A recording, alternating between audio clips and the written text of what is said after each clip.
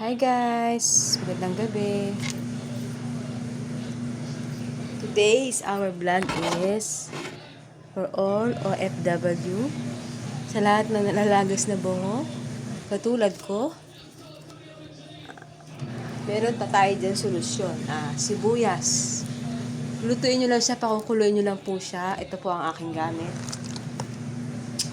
Sibuyas. Tutok natin sa camera. Ayan. Ilalagay nyo lang po siya sa may anit.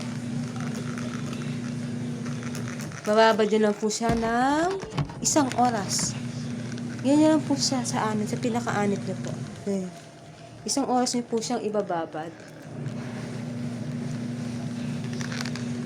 Pagdating ng mga 1 oras, saka nyo po siya sa shampoohan. Sa shampoohan.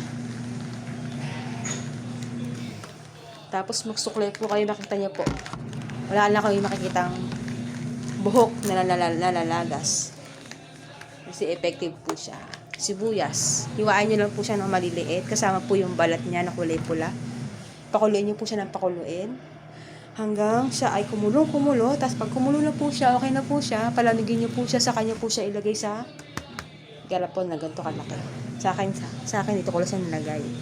Sa lahat po ng OFW, kahit hindi po siya OFW, gawin nyo po ito sa mga nalalagas na buhok katulad ko. Ngayon, hindi na po siya nalalagas.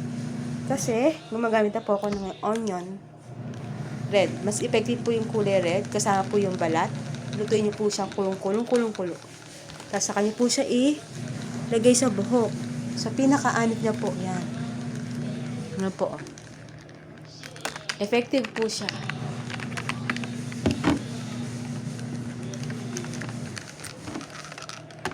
Effective po siya. Try nyo po siya.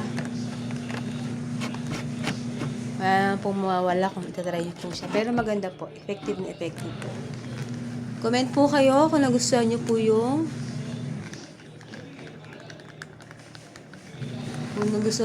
aking tutorial. Nakita ko lang din siya sa YouTube. Napanood ko lang po siya. So, isi-share ko lang po sa lahat ng OFW, sa lahat ng nalalagas ang buhok na katulad ko. Okay, thank you po. Bye-bye.